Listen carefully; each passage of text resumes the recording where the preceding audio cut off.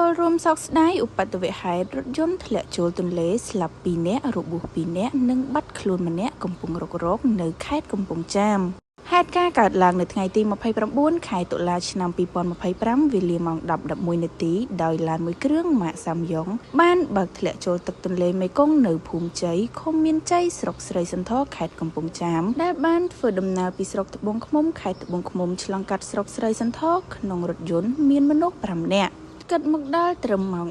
17:00 នាទីក្រុមការងាររុករករបស់គណៈបញ្ជាការឯកភាពរដ្ឋបាលខេត្តកំពង់ចាមបានរកឃើញរថយន្តនិងបានអូសយកមកច្រាំងទន្លេហេតុការណ៍ខាងលើបណ្ដាលឲ្យមានមនុស្សរបួស2នាក់ស្លាប់2នាក់និងបាត់ខ្លួនម្នាក់កំពុងរុករកកត្តានាំឲ្យគ្រោះថ្នាក់គឺការធ្វេសប្រហែសរបស់អ្នកបើកបរ